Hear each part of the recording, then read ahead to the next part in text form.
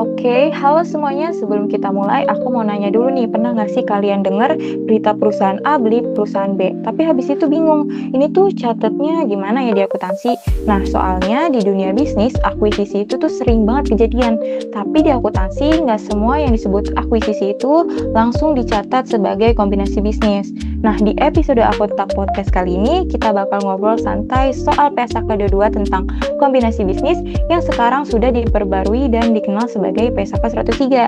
Tenang aja, kita di sini bukan bacain pasal-pasal tapi lebih pakai contoh nyata dan pastinya dengan bahasa yang mudah dipahami nih oleh kalian. Dan hari ini aku Jihan ditemani sama teman-teman aku, ada Naila, Wanda, Aulia, Michelle, Rafa, dan Ruben. Oke, mulai dari contoh yang lagi rame dulu. Naila, take it away. Nah, oke. Kalau kalian sering baca berita bisnis atau dengar podcast ekonomi, istilah akuisisi itu hampir selalu muncul.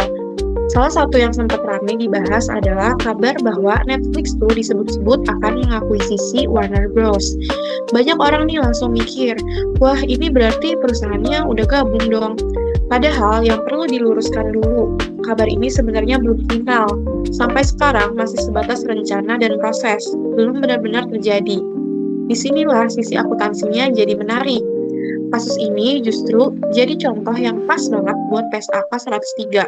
Dalam akuntansi, kombinasi bisnis itu baru bisa diakui kalau kendali atas perusahaan yang diakuisisi itu udah benar-benar berpindah. Jadi, selama Netflix belum mengendalikan Warner Bros, secara akuntansi belum ada kombinasi bisnis. Belum ada pencatatan aset dan liabilitas, dan tentunya juga belum ada goodwill nih. Nah, dari contoh tadi yang udah dijelasin sama Naila, kita sekarang akan masuk ke standar akuntansinya. Di Indonesia, aturan tentang kombinasi bisnis itu awalnya dikenal sebagai PSAK 22. Tapi sekarang PSAK 22 itu sudah diperbarui dan lebih dikenal sebagai PSAK 103. Nah, perubahan ini tuh bukan cuma soal ganti nomor aja, tapi sebagai penyempurnaan nih supaya standar kita itu lebih selaras dengan standar internasional. Nah, fokus utamanya itu ada pada definisi bisnis, konsep kendali, dan juga konsistensi pencatatannya. Penting juga kita ketahui kalau di PSAK 103 itu tidak berlaku untuk semua pembelian teman-teman, yang dimana standar ini itu hanya mengatur transaksi yang benar-benar merupakan kombinasi bisnis aja, yaitu saat satu entitas memperoleh kendali atas bisnis lain. Nah, ada juga nih beberapa transaksi yang tidak termasuk ke dalam PSAK 103. Antara lain itu, yang pertama ada joint arrangement, yang kedua ada pembelian entitas baru tanpa kontrol, sama ada pembelian aset individual. Nah, karena itu, sebelum kita bicara soal metode akuisisi atau goodwill-nya, kita juga harus pastiin dulu nih, apakah transaksinya itu memang benar-benar kombinasi bisnis atau cuma pembelian aset biasa aja. Dan juga di sini kita bisa lihat ya, kalau misalnya PSAK 103 itu sangat membantu kita untuk melihat substansi ekonomi, bukan cuma bentuk transaksinya aja. Kalau ngomongin PSAK 103, ada satu hal penting yang sering bikin bingung nih. Bisnis itu sebenarnya apa sih? Nah, di PSAK 103, bisnis itu bukan cuma sekedar kumpulan aset ya. Bukan cuma, oh ada gedung nih, ada mesin, berarti bisnis. Nggak sesimpel itu guys. Supaya bisa disebut bisnis, ada 3 elemen wajib yang harus ada. Ingat baik-baik nih. Yang pertama input, proses, dan output. Input itu bisa berupa aset, karyawan, teknologi, atau sumber daya lainnya.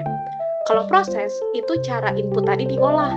Bisa berupa sistem, SOP, atau keahlian manajemen. Dan kalau output itu hasil akhirnya. Bisa berupa barang atau jasa yang bisa menghasilkan manfaat ekonominya.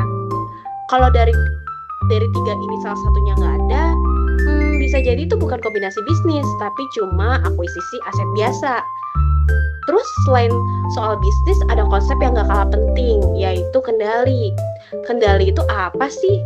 Bahasa gampangnya aja ya, kemampuan buat ngambil keputusan penting baik keputusan keuangan maupun operasional.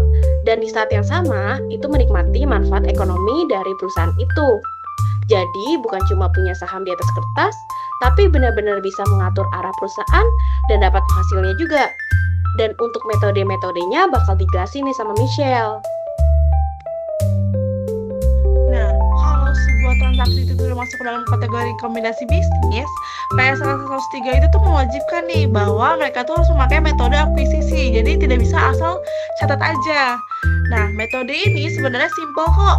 Intinya ada 4 langkahnya nih. Mulai yang pertama itu dimana dia harus nentuin nih siapa pengakuisisinya, kapan tanggal akuisisinya, dan berapa imbalan yang dibayar, sampai aset dan likuiditas apa saja yang diakui nilai wajarnya.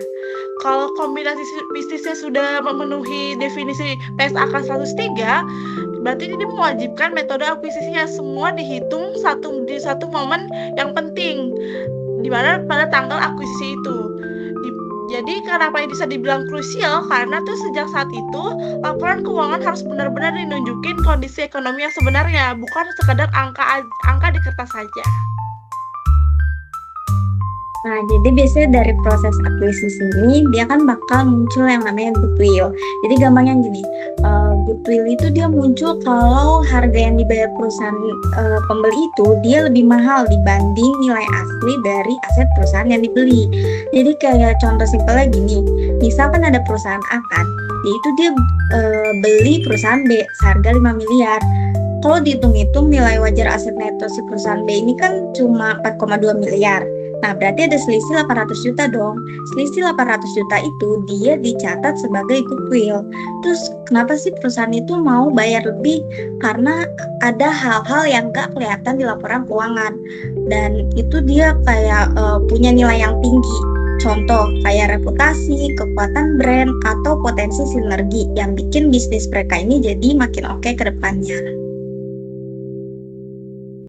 Nah, kalau pengakuisisinya itu tidak membeli secara 100% saham, nah itu muncul yang namanya kepentingan non mengendali guys, atau biasa kita sebut sebagai NCI. Nah, di dalam PSAK 103 ini tuh kita memberi 2 pilihan pengukuran NCI. Yang pertama itu dari nilai wajar, yang dimana tuh NCI itu dihitung pakai harga pasar, jadi goodwill-nya itu muncul dari nilai seluruh perusahaannya. Yang kedua itu dari proporsi aset neto, yang dimana NCI-nya itu cuma dihitung dari bagian aset bersihnya tanpa goodwill. Jadi cara ini tuh lebih simpel guys.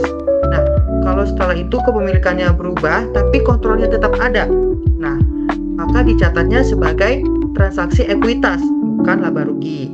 Selain itu, PSAK 103 juga menekankan pengungkapan, yang dimana pengguna laporan keuangannya itu paham dampak akuisisi tersebut. Oke, dari obrolan kita hari ini kelihatan banget ya kalau kombinasi bisnis itu bukan cuma soal berperusahaan, tapi soal kapan kendali itu benar-benar berpindah dan bagaimana dampaknya ke laporan keuangan. Lewat PSAK 22 yang sekarang jadi PSAK 103, kita jadi punya aturan yang jelas supaya pencatatan akuisisi itu jadi transparan dan masuk akal. Semoga obrolan kita di Akutan Podcast kali ini bisa bikin PSAK 103 itu terasa lebih dekat dan gak sebingung itu. Terima kasih buat kalian yang sudah dengerin sampai akhir, dan terima kasih juga buat tim Akuntak. Sampai ketemu di episode berikutnya. Dadah. Dadah. Bye.